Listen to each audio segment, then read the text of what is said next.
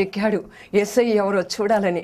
ఈనాడు నీ అంతస్తుని నీ ధనాన్ని అంతటినీ కూడా వదిలిపెట్టుకుని నీవు కూడా పరిగెత్తుకుంటూ వచ్చి యేసయ్య ఎవరో ఒక్కసారి చూడు, నీకు రక్షణ కలుగుతుంది, నీకు విమోచన విడుదల కలుగుతుంది. అలాగే మరి 2వ రాజు 5వ అధ్యాయం 2వ వచనంలో చూస్తే గెహజీ ఏం చేశాడు? ధనం కోసం పరిగెత్తాడు. ఒక మాట, మరి యజమానుడు తిరస్కరించినటువంటి దాన్ని, ఎలీషా తిరస్కరించినటువంటి దానికోసం గెహజీ పరిగెత్తాడు, ఆ ధనం కోసం పరిగెత్తాడు. ఈనాడు మనం కూడా గెహజీలాగా పరిగెత్తే వాళ్ళంగా ఉంటున్నాం నా ప్రియమైనటువంటి వాళ్ళరా. గెహజీ పరిగెత్తి శాపాన్ని కొని తెచ్చుకున్నాడు, కుష్టును కొని తెచ్చుకున్నాడు. తనకు కాక తన కుటుంబాన్ని అంతటికీ కూడా కుష్టును సంపాదించుకున్నాడు నా ప్రియమైన వాళ్ళరా. అయితే మన పరుగు శాపానిక, మన పరుగు ఆశీర్వాదానిక? యేసయ్యలో ఆశీర్వాదం, ఆరోగ్యం, అభివృద్ధి సమస్తము ఇమిడి ఉన్నాయి. యేసయ్య తన పరలోకపు వాకిళ్ళను గనక విప్పినట్లయితే మన కోసం ఎంత ధనాగారం దాచిపెట్టాడో యేసయ్య. మనం ధనవంతులు అవటం కోసం ఆయన దిక్కులేనివాడుగా, దరిద్రుడిగా, నొల్లని వాడుగా, సొగసైనను స్వరూపమైనను లేనటువంటి వాడుగా సిలువలో వేలాడాడు నా ప్రియమైన వాళ్ళరా. మనం ఏం చేస్తున్నాం? ఈ లోకంలో ఎలా పడితే అలా పరుగులు ఎత్తుతున్నాం, ఏ రీతిగా సంపాదించాలో అలా పరుగులు ఎత్తుతున్నాం. కానీ ఇక్కడ గెహజీ మరి ధనం కోసం పరిగెత్తినప్పుడు అతనికి కుష్టు వచ్చింది, శాపం వచ్చింది, తనకి తన కుటుంబానికి కూడా.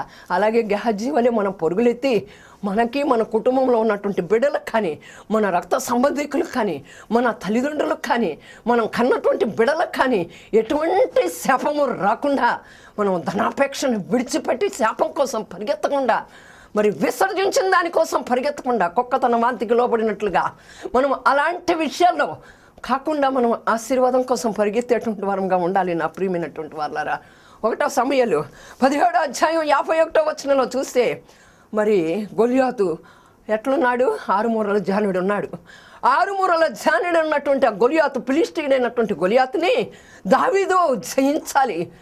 సౌలేమంటాడంటే నువ్వా అని దావీదుని ఎగతాళి చేస్తాడు. ఎన్నిక లేనటువంటి దావీదు ఎవరి మీద విశ్వాసం పట్టుకున్నాడు? యేసయ్య మీద విశ్వాసం పట్టుకున్నాడు.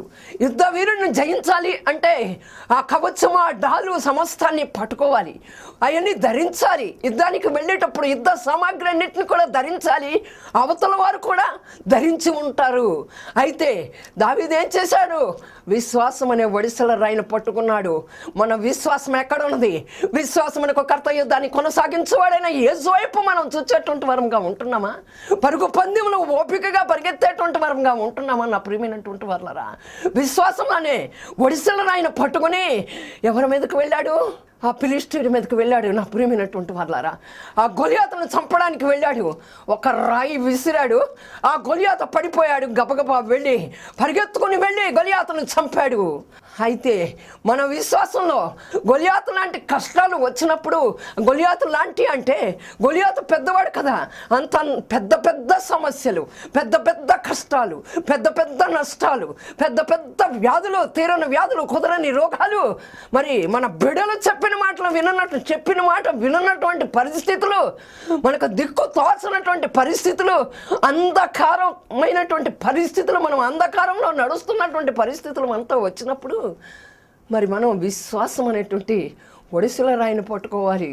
దావీదుని చూస్తే దావీదు ఆ ఒడిసెల రాయిని పట్టుకున్నాడు, విశ్వాసం అనే ఒడిసెల రాయిని. మనకి ఎక్కడుంది విశ్వాసం?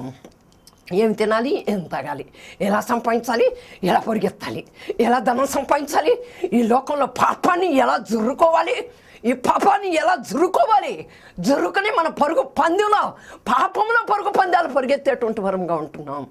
ఇది లోకంలో చూస్తే కదా, రన్నింగ్ రేసులు ఆటలు ఆడినటువంటి వారికి మంచి మంచి బహుమతులు ఇస్తారు. అదే ఈ లోకంలో పేరు, ప్రతిష్ట, ఘనత కలుగుతున్నాయి. కానీ మన పరుగు యేసయ్య వైపు ఉండాలి. మనం క్రీస్తు బిడ్డలమైనటువంటి మనము యేసయ్య కోసం పరిగెత్తేటువంటి వరంగా ఉండాలి. మనం పరిగెత్తి అనేకులను ఆ రక్షణ మార్గంలోకి, జీవ మార్గంలోకి పరిగెత్తేటువంటి వారుగా చేయాలి నా ప్రియమైనటువంటి వారులారా. ఆయన యొక్క శక్తిని పొందుకోవాలి, ఆయన బలాన్ని పొందుకోవాలి, ఆయన యొక్క ఆత్మను పొందుకోవాలి. ఆత్మ లేని వారు నా వారు కాదు అంటుంది దేవుని యొక్క వాక్యం. దేవుని యొక్క ఆత్మ మనలో ఉండాలి. రవశందర రికందర వరందర రూమర షందర లిబరరిషలౌదిరిషమదరిష హల్లెలూయా రిఖలర షకలర షిఖలర హల్లెలూయా అటువంటి వారమై మనం ఉండాల్సినటువంటి వారంగా ఉంటున్నాం నా ప్రియమైన వారలారా. అలాగే మరి ఎబ్రీ పత్రిక 12వ అధ్యాయం 2వ వచనంలో విశ్వాసం అనుకో కర్తయ్య దాన్ని కొనసాగించేవాడైన యేసు వైపు చూడాలి. అలాగే ధనవంతుడు పరిగెత్తుకుంటూ వచ్చాడు. యేసయ్య అన్నాడు, నీవు చెప్పిన లక్షణాలన్నీ నేను కలిగి ఉన్నాను, కానీ మరి ఇంకేం చేయాలి అంటే నీ ధనాన్ని పేదలకు పంచిపెట్టి నన్ను వెంబడించమన్నాడు. అయితే ఆ యవనస్తుడు రాలా. ధనం ఉండటం నష్టం కాదు, ఏసి ఇస్తే అది మంచిదే, కానీ నువ్వు యేసయ్య దగ్గరికి వచ్చేటప్పుడు నీ ధన గర్వంతో, కుల గర్వంతో, అహంకారంతో, అహంభావంతో వస్తున్నామని చెప్పి అవి మనకి ఏమి తెచ్చిపెడతాయి అంటే నరకాన్ని తెచ్చిపెడతాయి. కానీ మనం నరకానికి వెళ్ళేటువంటి మార్గంలోకి వెళ్లకుండా జీవ మార్గంలోకి వెళ్ళాలి కనుక ఆ ధనం వైపు చూసేటువంటి వారంగా ఉంటామని ఆ ధనవంతుడితో ఆ ధనాన్ని నువ్వు వారికి ఇచ్చేసి రమ్మని అడిగినప్పుడు అతను రాలేదు. నా ప్రియమైనటువంటి వారులారా, మన పరుగు ఎక్కడుందో ఒక్కసారి మనం ఆలోచించేద్దాం. పరుగు పందాల్లో హార్స్ రేసుల్లో అన్ని రేసుల్లో వెళ్ళేటువంటి వారుగా ఉంటారు, డబ్బులు తగలేసేటువంటి వారుగా ఉంటున్నారు. నా ప్రియమైనటువంటి వారులారా, ఒక్కసారి తలలు వంచండి, ప్రార్థన చేసుకుందాం.